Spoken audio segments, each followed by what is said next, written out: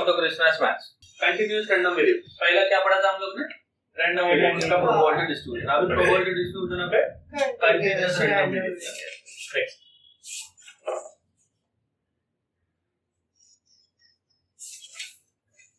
Probability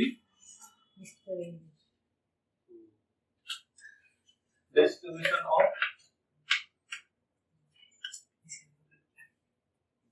continuous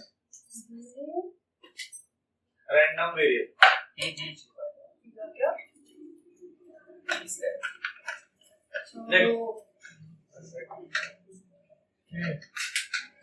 चलो ध्यान दो।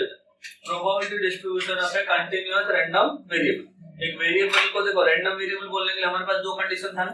क्या था? पहला कंडीशन वो सबका इंडिविजुअल प्रोबेबिलिटी क्या होगा, 0 से ज्यादा होगा, एंड टोटल प्रोबेबिलिटी क्या होगा, 1 होगा। ऐसा बोले थे ना।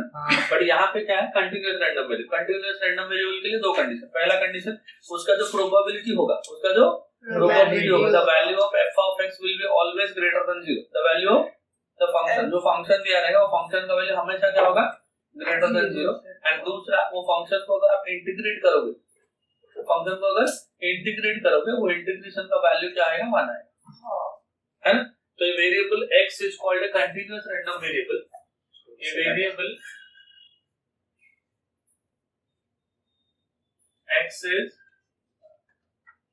called a continuous random variable। ऐसा उधर r भी बोल रहे थे ना रैंडम वेरिएबल, इधर क्या बोल रहे हैं, CR continuous random variable. If पहला कंडीशन है, पहला कंडीशन बोला है for f of x will be always greater than 0 for all x। f of x का वैल्यू हमेशा क्या होगा, ग्रेटर देन 0 सारे x के। एंड सेकंड कंडीशन है इंटीग्रेशन ऑफ f of जो भी लिमिट दिया रहेगा तुम्हारा, माइनस इंफिनिटी से लेकर प्लस इंफिनिटी, जो भी लिमिट है वहां पे इसका वैल्यू क्या हो जाएगा, 1। पहला क्या देखो, the value of f of x will be always greater than 0। और इंटीग्रेशन करोगे जो भी लिमिट तुमको क्वेश्चन में दिया है वो लिमिट के अंदर फंक्शन का इंटीग्रेशन क्या होगा, 1। फंक्शन का इंटीग्रेशन क्या होगा, 1। ये दोनों कंडीशन सेटिस्फाई हुआ तो क्या बोलेंगे उसको, कंटीन्यूअस रैंडम वेरिएबल। क्या बोलेंगे, continuous random variable. And the probability distribution of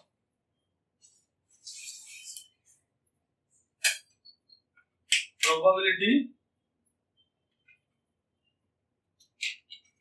distribution of a probability distribution of a continuous random variable is called probability density function। probability density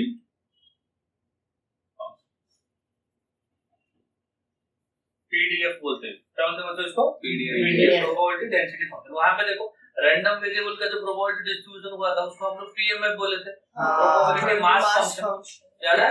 उधर हम लोग रैंडम वेरिएबल का प्रोबेबिलिटी डिस्ट्रीब्यूशन को PMF बोलते हैं, वैसे कंटीन्यूअस रैंडम वेरिएबल का probability distribution को क्या बोलते हैं, पीडीएफ। क्या बोलते हैं, पीडीएफ बोलते हैं। Next cumulative distribution function.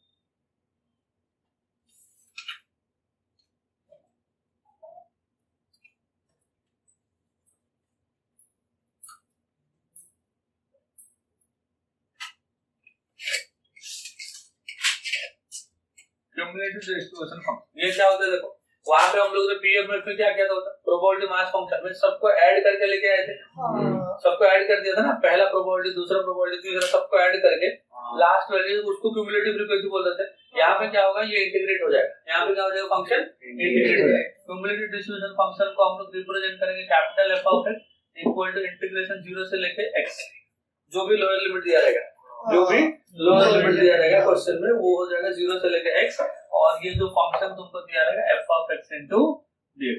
This is the definition of cumulative distribution function. कैसे रिप्रेजेंट करेंगे, कैपिटल F of x और small f of x integration 0 to, इसको इंटीग्रेट करते हैं। इंटीग्रेट करने के बाद लिमिट डालते हैं, समझेंगे। अभी इंटीग्रेशन क्या होता है, यहाँ पे दो तीन छोटे छोटे इंटीग्रेशन के फॉर्मूले यूज होंगे। पहला फॉर्मूला देखो, पहला फॉर्मूला है integration of x raised to n into dx। Integration x raised to n, अगर x के पावर में 2 रहेगा, x के पावर में 3 रहेगा, x के पावर में 1/2 रहेगा, x के पावर में n रहेगा, जो भी रहेगा, इसका फॉर्मूला ऐसा होता है x के power n+1 divide by n+1। अगर यहाँ पे a से b रहेगा, मान लो यहाँ ऐसे लिमिट रहेगा a से b, ये इंटीग्रेट होंगे, ये फॉर्मूला इंटीग्रेट होने के बाद हम लोग ऐसे करते हैं स्क्वायर वर्ग, तो इसमें क्या रहेगा तुम लोग, है a से b का कैसे करते हो, a से b, पहले x की जगह पे क्या लिखते हैं b, फिर माइनस x की जगह पे क्या लिखते हैं a, पहले x की जगह पे क्या लिखो b raise to n plus 1 divide by n plus 1, x की जगह पे a लिखा a raise to n plus 1 divide by n plus 1, ऐसा होता है आंसर। समझ गया? और दो छोटे छोटे फंक्शन से जो यूज होंगे, जैसे इंटीग्रेशन ऑफ अगर sin x दिया रहेगा, sin x का इंटीग्रेशन होता है तो माइनस cos x, क्या होता है minus cos x plus constant. Integration of अगर log x दिया रहेगा, क्या दिया रहेगा log x का इंटीग्रेशन, सॉरी 1/x का इंटीग्रेशन अगर दिया रहेगा तो कितना हो जाएगा log ऑफ mod x, क्या हो जाएगा log ऑफ mod x। अगर cos x दिया रहेगा तो cos x का इंटीग्रेशन हो जाएगा sin x प्लस, और यहाँ पे लिमिट रहेगा, सुनो यहाँ पे अगर लिमिट रहेगा तो ये कांस्टेंट नहीं रहेगा, लिमिट रहेगा तो कांस्टेंट नहीं रहेगा। समझ गया? तो इसमें पहला देखो probability distribution continuous random variable क्या होगा, जो फंक्शन है वो फंक्शन का वैल्यू हमेशा 0 से ज्यादा होगा, कितने भी x ले लो फॉर ऑल x, एंड उसका जो इंटीग्रेशन होगा माइनस इंफिनिटी से इंफिनिटी या वो जो गिवन लिमिट, जो भी लिमिट दिया है वो लिमिट के अंदर उसका इंटीग्रेशन क्या होगा 1। ये दोनों कंडीशन को सैटिस्फाई किया तो वेरिएबल को क्या बोलेंगे कंटीन्यूअस रैंडम वेरिएबल। पहला का समझ गए? Probability distribution of continuous random variable, probability distribution होता है x और p ऑफ x लिखते हैं ना, उसको हम लोग बोल रहे हैं प्रोबेबिलिटी डेंसिटी फंक्शन।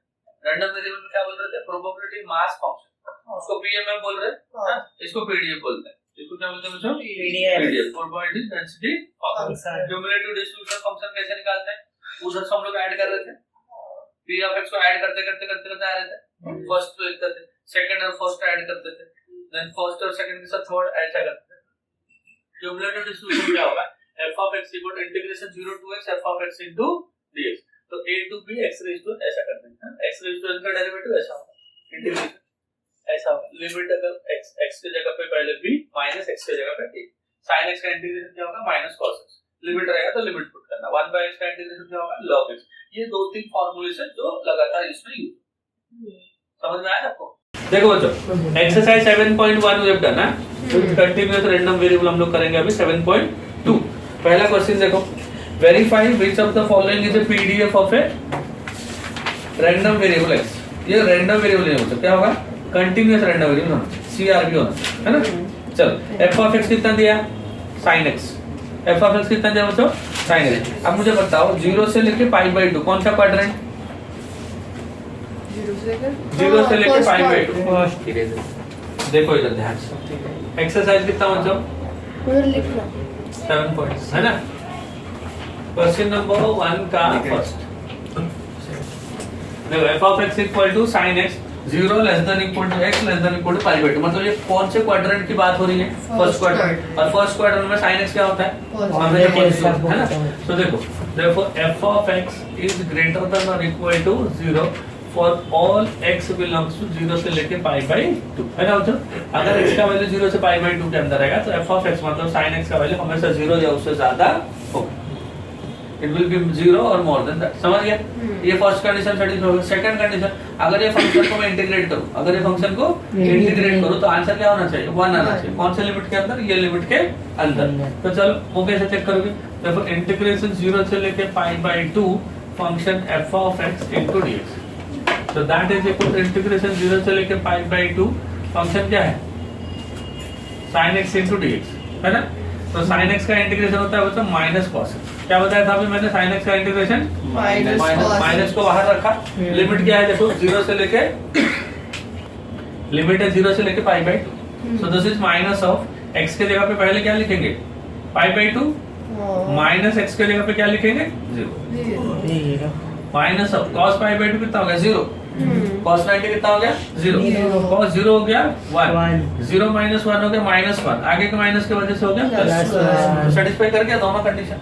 पहला कंडीशन फंक्शन का वैल्यू 0 या उससे ज्यादा हो गया, दूसरा कंडीशन उसको अगर इंटीग्रेट कर दिया तो इंटीग्रेशन का वैल्यू 1 हो गया, मतलब आंसर हो गया हाँ। आंसर क्या हो गया बच्चों हाँ। समझ गया, मतलब ये कंटीन्यूअस रैंडम वेरिएबल है, समझ गया। चलो क्वेश्चन 2 देखो, क्वेश्चन 2 में नहीं इसका पार्ट 2 देखो बच्चा, f of x इक्वल कितना दिया x and for 0 less than equal to x less than equal to 1, ठीक है ना। तो देखो एफ ऑफ एक्स का वैल्यू, एक्स का वैल्यू 0 से लेके 1 के अंदर है, तो एफ ऑफ एक्स का वैल्यू x है ना, x का वैल्यू 0 से ज्यादा है, 1 से कम, मतलब ये जो एफ ऑफ एक्स है ये हमेशा ग्रेटर देन और equal to 0। F of x का वैल्यू क्या होता है, ग्रेटर देन और equal to 0 for all x belongs to 0 से लेके 1। Then integration of 0 to 1, limit क्या दिया 0 to 1 ना, F of x into dx, ये 1 आना सही, क्या आना चाहिए बच्चों 1। एफ ऑफ एक्स का वैल्यू x है, एफ ऑफ एक्स का वैल्यू x, समझा? इसको इंटीग्रेट करें, कौन बताएगा? x रेज़ टू n का इंटीग्रेशन का formula x raise to n plus 1 divide by n plus, ऐसा होता है ना, और यहाँ पे n का वैल्यू क्या है 1, ठीक है ना, तो x raise to 1 plus 1 divide by 1 plus 1 within the limit 0 से लेके 1। x को 1 लिखा तो 1 स्क्वायर 1/2, 0 लिखा तो 0/2, 1/2 minus 0/2 1/2 which is not equal to 1। अरे 1 होना चाहिए ना, बट 1 आया क्या? नहीं आया। समझा इंटीग्रेशन कैसे किया? इंटीग्रेट करने के बाद पहले x के जगह पे अपर लिमिट रखोगे, माइनस x के जगह पे लोअर लिमिट। जब x के जगह पे 1 रखा तो 1 का स्क्वायर हो गया 1/2, माइनस x के जगह पे 0 रखा तो 0 का स्क्वायर बाय 2, ये 0 हो गया, half minus 0 half which is not equal to 1/2, तो आंसर हो गया ना। क्या हो जाएगा आंसर? ना। This is not a continuous random variable probability distribution. समझ गया? हां। इसमें और एक पार्ट क्या है, बोलता है 2 माइनस x होगा, क्या होगा 2 minus x when 1 less than x less than 2। देखो बच्चों फंक्शन का वैल्यू क्या होगा, 2 माइनस x होगा, कब होगा? जब x का वैल्यू 1 से ज्यादा होगा।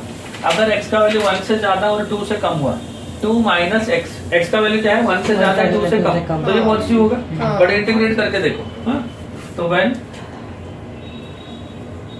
x लाइज बिटवीन कितना 1 से लेके 2, f of x is greater than 0, पहला कंडीशन सेटिस्फाई हो रहा है, क्योंकि उसको 1 से ज्यादा पुट करोगे 2 तक, तो 2 माइनस 1 से ज्यादा टिल 2, तो क्या होगा 1 से ज्यादा ही होगा, पॉजिटिव आएगा। अब इंटीग्रेशन क्या रहेगा, देखो 1 से लेकर 2 f of x into dx, तो this is integration 1 to 2 f of x कितना है 2 माइनस x into dx। समझा ना बच्चों? 2 क्या है कांस्टेंट, बाहर आ जाएगा, इधर क्या बचेगा 1, और 1 का इंटीग्रेशन होता है x। हमेशा देखो इंटीग्रेट करने के टाइम पे जो कांस्टेंट होता है वो किधर आएगा, बाहर आएगा, कांस्टेंट बाहर आ गया तो इधर क्या बचा 1, और 1 बचेगा ना, और x का डेरिवेटिव क्या होता है बच्चों 1 होता है ना, तो 1 का डेरिवेटिव क्या, इंटीग्रेशन क्या होगा x होगा, इंटीग्रेशन क्या होता है डेरिवेटिव का उल्टा, है ना, तो 2x हो गया। माइनस x का इंटीग्रेशन मैंने अभी बताया था x स्क्वायर बाय 2, बताया था कि नहीं? हाँ। 1 से लेके 2 अप्लाई कर दो, 2 into 2 कितना हो गया 4, माइनस 2 का स्क्वायर 4, 4/2 हो गया 2, माइनस 1 करो 2 into 1 हो गया 2, माइनस 1/2, देखो हो रहा है क्या 1 हो रहा है क्या, अरे 1 हो रहा है, नहीं हो रहा है ना, माइनस 2 माइनस 4 प्लस 4 कट गया, माइनस अब माइनस हो गया plus 1/2 which is not equal to 1, तो आंसर यहाँ पे भी सुनो, हम लोगों ने क्या किया 0 to 1 पे हाफ आए, फिर 1 से 2 पे हाफ आए, है ना, तो अगर दोनों को ऐड कर देगा, अगर फंक्शन को क्या करेगा f ऑफ x को डिफाइन करेगा किसके अंदर, ये पूरा f of x, but function क्या होगा f ऑफ x के लिए दो अलग अलग डेफिनेशन होगा। पहला डेफिनेशन क्या होगा, x होगा 0 less than equal to x less than equal to 1, and 2 minus x होगा 1 less than x less than 2, ऐसा होगा ना। तो f ऑफ x को अगर 0 से 2 में, 0 से 2 के अंदर अगर डिफाइन करोगे तो आंसर क्या हो जाएगा, f of x integration 0 to 2 करेगा, तो ये कितना होता है half plus half is equal to 1 आएगा, हाफ प्लस हाफ क्या आएगा 1, अगर 0 to 2 के अंदर डिफाइन करेंगे तो फंक्शन है क्या नहीं, बट अगर इधर खाली 0 से 1 में करोगे तो ना आ रहा है, और इसमें करोगे तो भी ना आ रहा है, बट 0 से 2 के करोगे तो फंक्शन का आंसर क्या आएगा 1 आएगा। समझा कि नहीं?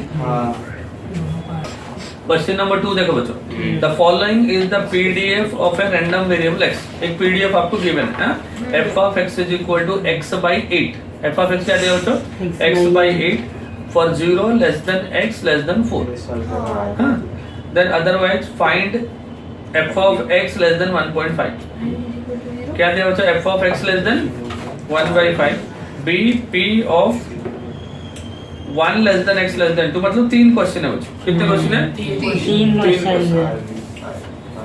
देखो question number 2, given f of x is equal to x by 8, मतलब फंक्शन का वैल्यू x by 8 होगा जब तक x का वैल्यू 0 से 4 तक रहेगा। जब तक x का वैल्यू क्या रहेगा मतलब 0 से 4 तक है।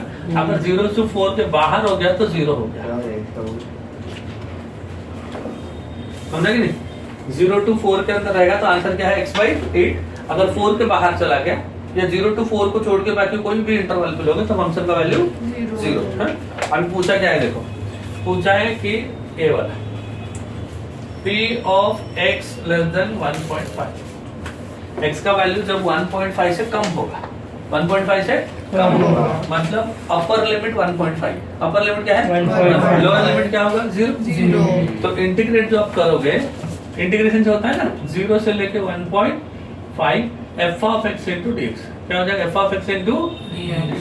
so this is equal to integration 0 से लेके 1.5 f of x का value x by 8 into dx। तो देखो 1 by 8 कांस्टेंट है, जब भी आप इंटीग्रेट करोगे ना कांस्टेंट को बाहर ले लेना, ये कांस्टेंट है बाहर आएगा। अब इधर क्या रहेगा x, x का पावर 1, इंटीग्रेशन क्या होगा x का पावर 1 plus 1 2 ना, divide by 2 with in the limit 0 से लेके 1.5 है ना। तो 2 into 8 कितना हो गया बच्चों 16 हो गया। अरे 8 into 2 16, x के जगह पे 1.5 लिखो तो 1.5 का स्क्वायर माइनस x के जगह पे 0 लिखो, 0 का square. So this is equal to 1/16 into 1.5 का स्क्वायर हो गया 2.25, समझ गए? तो फाइनल आंसर हो गया 2.25 डिवाइड बाय 60, समझ गए? समझा बच्चों? इसको सिंपलीफाई कर दो तो फाइनल आंसर आ गया। ये हो गया a। सेकंड वाला बताओ क्या दिया, p वाला, p of 1 less than x less than 2, वैसे ही छोड़ दिया। हाँ उधर भी ऐसे ही छोड़ा, इधर भी ऐसे 2.25 वैसे हाँ ही। ऐसे सुनो बच्चों, ऐसे है ना। सेकंड वाला देखो 1 से 2, सुनो जब x का वैल्यू 1 से 2 के अंदर रहेगा, जब x का वैल्यू 1 से 2 फंक्शन तो वही होगा क्योंकि 0 से 4 तक फंक्शन वही है, 0 से 4 तक फंक्शन वही है। अभी 1 to 2 मतलब ये भी 0 से 4 के अंदर ही है, तो इसको भी वैसे ही करेंगे। क्या करेंगे 1 से लेके 2 f of x into dx, और जब x का वैल्यू 1 के अंदर 2 तक रहेगा f of x का वैल्यू फिर से ना x upon 8, तो इंटीग्रेट करने के टाइम पे 1 by 8 कांस्टेंट है बाहर चला गया, x square by 2 with in the limit 1 से लेके 2, तो 1 by 16 हो जाएगा बाहर। क्या हो जाएगा देखो 1 by 16 हो जाएगा बाहर, 1 by 16 x को 2 लिखेंगे तो 2 का स्क्वायर हो गया 4, 1 लिखेंगे तो 1 का स्क्वायर हो गया 1, तो दिस विल बी 3/16। हो गया क्या? थर्ड वाला x greater than 2, p of x greater than 2, इसका मतलब क्या है बच्चों, इंटीग्रेशन 2 से लेके 2 से स्टार्ट होगा, खत्म कहाँ पे होगा 4, f of x क्योंकि अपर लिमिट मैक्सिमम 4 तक ही फंक्शन काम करेगा, तो 2 से लेके 4 this is x by 8 into dx। कौन बाहर आ जाएगा 1 by 8 ना, x का इंटीग्रेशन क्या बताया मैंने x square by 2, 2 से लेके 4, 4 बाहर आ गया तो 1 by 16 हो गया, 4 का स्क्वायर कितना हो गया 16, 2 का स्क्वायर कितना हो गया 4, तो 16 minus 4 कितना हो गया 12 by 16, 4 से कट गया 3 by 4, 3 by 4 मतलब 0.75, समझा? It is known that error in measurement of a reaction temperature in a certain experiment is a continuous random variable given by f of x equal, जो दिया है ना वो सबसे अपने को कुछ मतलब नहीं, फंक्शन पहले देख लो। f of x कितना है x square by 3 पर -1 less than x less than 2, 0 otherwise. चलो क्या बोलते हैं, verify p of x is a PDF of a random variable or not। सुनो, verify whether f of x is a PDF of random variable x, है? ये PDF of random variable है क्या नहीं पूछ रहे। देखो f of x equal to x square by 3, अगर कोई भी वैल्यू उसके अंदर का लोगे, कोई भी वैल्यू उसके अंदर का लोगे, इसका तो स्क्वायर है ना, स्क्वायर तो हमेशा क्या होगा पॉजिटिव होगा, नेगेटिव लो तो भी पॉजिटिव होगा, पॉजिटिव लो तो भी पॉजिटिव होगा, जीरो लेगा तो जीरो होगा, हाँ? मतलब ये हमेशा जीरो या उससे ज्यादा होगा, हाँ? क्या लिखेंगे कि therefore f of x, क्या लिखेंगे f of x is always greater than or equal to 0 for all x belongs to -1 से लेकर 2, दोनों ओपन इंटरवल। पूछो क्यों?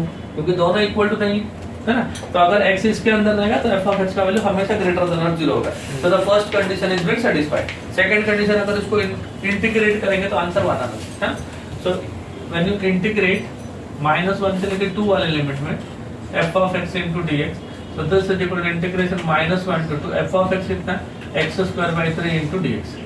इंटीग्रेट करने के टाइम पे 1/3 कांस्टेंट बाहर निकाल दिया, x² का इंटीग्रेशन कितना होगा बच्चों x³/3 with in the limit -1 से लेके 2।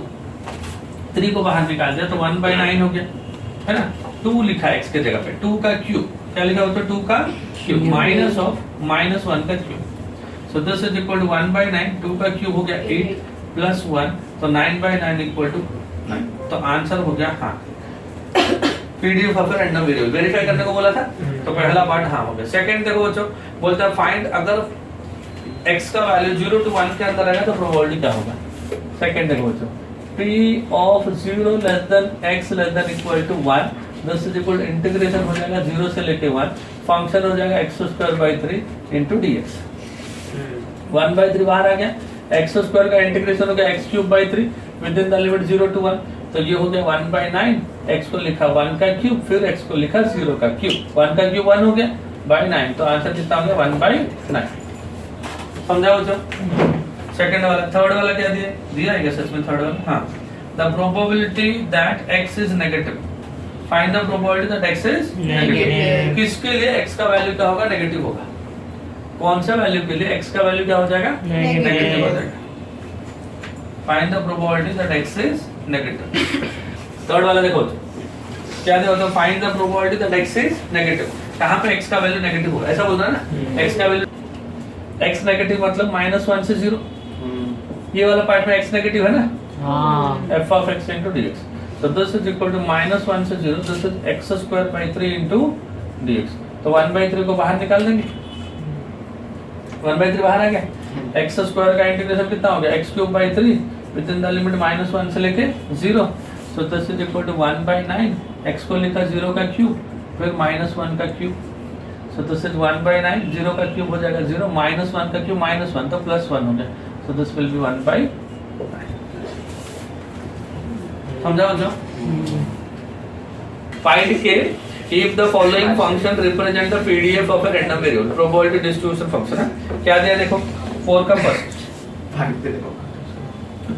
4 का फर्स्ट तो बच्चों क्या दिया f of x is equal to k into x क्या दिया f of x equal to k into x for 0 less than x less than है ना।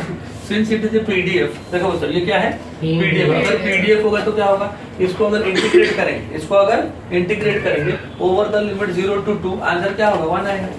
कंडीशन है ना अपना since it is a PDF since it is a PDF therefore integration of क्या लेंगे 0 से लेके कितना 2 f of x into dx and this has to be 1 so therefore integration 0 to 2 f of x मतलब क्या होता है k into x into dx equal to 1 कौन कांस्टेंट है इधर k ना k बाहर आ जाएगा x का इंटीग्रेशन कितना बचा x²/2 with in the limit 0 to 2 and this is equal to 1 समझा कि नहीं। अब देखो therefore this is k into x को 2 लिखा तो 2 का square divide by 2 minus x को 0 लिखा 0 का square divide by 2 this is equal to 1 ये कितना होगा बच्चों 2 का स्क्वायर हो गया 4 4/2 हो गया 2 और ये तो 0 है 0/2 0 है ना this is equal to 1 तो 2k equal to 1 therefore k is equal to 1/2 अगर k 1/2 हो गया therefore f of x आ गया क्या और आ गया f of x k into x था ना ये हो गया 1/2 into x। समझा इतना तक। अभी क्या पूछा देखो उसमें ऑल्सो फाइंड p of कितना दिया 1/4 less than x less then 1/3 ये पूछा ना तो दिस इज इक्वल टू 1/4 से लेके 1/3 क्या दिया होता है 1/4 से लेके 1/3 f of x का value half x into dx so this is equal to half आगे आ गया x का इंटीग्रेशन हो गया x²/2 this is 1/4 से लेके 1/3 2 बाहर आ गया तो 1/4 आ गया x को लिखेंगे 1/3 तो 1/9 आ गया x को लिखेंगे 1/4 1/16 आ गया है ना एंड यही पूछा है ना so this is 1/4 into 16 minus 9 16 9 is 144 तो 16 माइनस 9 7/4 से मल्टीप्लाई करो बच्चों 576 है क्या 3/2 3/2 क्यों आपने को 3/2 थोड़ी दिया हाँ 3/2 ही दिया है 3/2 है वो हाँ गड़बड़ होगी चलो ये कितना है बच्चों ये 3/2 है अगर ये 3/2 है तो यहाँ पे क्या हो जाएगा 3/2 दिस विल बी अगेन 3/2 3/2 तो 3/2 का स्क्वायर कितना हो जाएगा बच्चों 9/4 1/4 का स्क्वायर कितना हो जाएगा 1/60 1/16 नहीं होगा हाँ सही है ना 16 into 9 अब ये कितना हो जाएगा बताओ so this is equal to 1/4 इसको 16 करूंगा ना तो इसको 4 से मल्टीप्लाई करूंगा तो 36 minus 1/16 तो ऊपर हो गया 35 नीचे हो गया 60 समझा लिमिट चेंज हो गया नेक्स्ट वाला देखो बच्चों देखो तो 4 का सेकंड है ना चलो ये गिवन दो चीजें पूछा पहले ये ढूंढते हैं हाँ? ये कितना हो जाएगा बच्चों देखो since it is a PDF इसका टोटल इंटीग्रेशन क्या हो जाएगा 1 हो जाएगा since it is a PDF therefore integration 0 से लेके 1 f of x into dx and this will be equal to 1 so therefore integration 0 to 1 f of x कितना होगा देखो kx into 1 minus x and this into dx will be equal to 1 है ना k constant है बाहर आ जाएगा तो k बाहर आ गया इंटीग्रेशन 0 to 1 x मल्टीप्लाई हो गया x minus x square इसका integration this is equal to 1 so this is k into x का इंटीग्रेशन हो गया बच्चों x square by 2 x square का इंटीग्रेशन हो गया x cube by 3 within the limit हो गया 0 to 1 and this is equal to 1 so this is k into x को 1 किया तो 1/2 1 किया तो 1/3 माइनस 0 किया तो दोनों 0 and this is equal to 1 so this is k into ये 3 ऊपर गया 2/2 3 is 6 is equal to 1 therefore 6/1 कितना हो गया therefore k is equal to 6 k आ गया बराबर k आने के बाद तुम्हारा फंक्शन जो है वो थोड़ा बदल जाएगा therefore अब f of x क्या हो जाएगा therefore f of x कितना हो जाएगा 6 into है ना मल्टीप्लाई करते हैं x minus x square ये हो गया तुम्हारा f of x ओके अभी जो पूछा है ना तुमको 1/4 less than x less than 1/2 क्या पूछा बच्चों देखो p of 1/4 less than x less than 1/2 ये पूछा है ना तो this is equal to integration 1/4 से लेके 1/2 6 into x minus x square dx 6 constant है बाहर आ गया x का इंटीग्रेशन हो गया x square by 2 x square का x cube by 3 within the limit 1/4 से लेके 1/2 तो 6 into 1/2 लिखा 1/2 का स्क्वायर कितना हो गया 1/4/2 तो 1/8 1/2 का क्यूब 1/8 into 3 तो 1/24 अपर लिमिट हो गया माइनस लोअर लिमिट 1/4 का स्क्वायर 1/16 into 2 तो 1/32 माइनस 1/64 into 3 64 into 3 कितना हो गया 192 so this is equal to 6 into ये 20 इसको 24 करोगे तो 3 minus 1 कितना हो जाएगा 2/24 इसको 192 करोगे तो 6 से मल्टीप्लाई करोगे तो 6 minus 1 कितना हो गया 5/192 है ना अब इसको 192 करोगे 8 into 2 कितना हो गया 16 minus 5 divided by 192 multiplied by 6 है ना तो 6 into इसको 6 से कट कर देंगे 6 3 जा 18 1 2 6 2 16 minus 5 कितना होगा तो 11/30 बराबर है समझ गया सबको ये हो गया और एक पूछा ना x लेस देन कितना दिया बच्चा 1/2 x लेस देन 1/2 मतलब मोर देन कितना 0 0 से स्टार्ट हुआ देखो next p of x less than कितना दिया 1/2 ना so this is equal to integration of 0 से लेके 1/2 0 से लेके 1/2 f of x dx f of x मतलब 6 into x minus x square into dx 6 constant है बाहर आ गया x का इंटीग्रेशन हो गया x square by 2 x square का हो गया x cube by 3 within the limit 0 से लेके 1/2 so this is equal to